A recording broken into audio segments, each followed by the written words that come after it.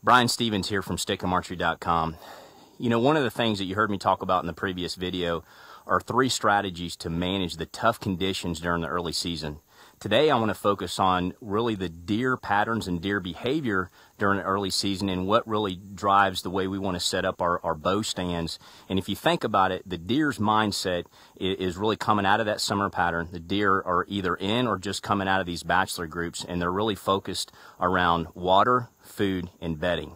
And the home range for these deer this time of year is much smaller than what you'll see when the rut comes and they're really roaming. And so you have a great opportunity to get on one of these mature bucks. But again, you got to be strategic in how you set up your stand. And again, focus on high quality food source, focus on water, and focus on stand placement. We're going to talk about that today.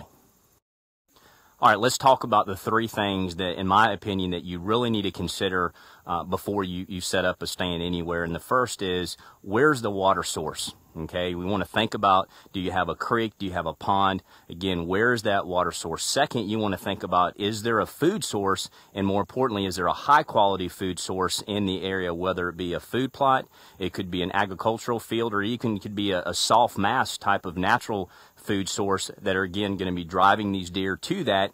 And then the third thing I want you to think about is the bedding area. Okay, so if you think about the water, if you think about the food source, then you think about the bedding. This is going to help you from a starting point to strategically think about where you're going to put your stand. All right, let's put all this together with our stand placement. What I want you to think about is finding a trail that's leading to the water source, that's leading to the food source, or that's leading to the bedding area. And the thing that's really important to factor in is finding that staging area. You don't want to be right on the bedding area. You don't want to be right on that food source, okay? Because a lot of the times those mature bucks are going to stage up and take their time to get to that water source or the food source, okay? Now, I will say this time of year, you will see me as close to a food plot as I ever will be, just because those deer are in their summer pattern. They don't have a lot of pressure, and I will hunt a little closer to a food plot than I normally would. But I want you to think about a staging area off of that trail, and I want you to think about a tree that's not right on the trail, that's a little bit off the trail, that's got some good cover, that's going to allow you to draw your bow and get a shot on that mature animal. The final thing that I think is very important to think about is that mature buck is going to come downwind. And so if you have the opportunity to have a couple of setups to give you some options, so that way if the wind's just not right in that one trail, you've got another trail with another setup, it's going to give you an opportunity to get on that deer without getting busted and really ruining your chances at a really nice buck.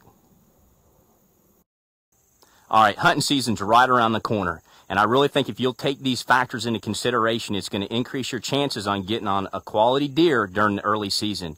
And if you want more information on deer patterns and deer behavior, we've got a great article from the Quality Deer Management Association on the website that really breaks down these deer mindset and behavior from the early season to the late season. So thinking about that August, September timeframe, what's driving these deer from, you know, the October, November timeframe when rut's happening, their home range is expanding, and then during the late season, you know, when they're searching for, you know, that food source to build up their bodies. And these things that if you'll read that article, it'll actually, I think, help you think about your stand setups as the season progresses. So check it out on stickemarchery.com.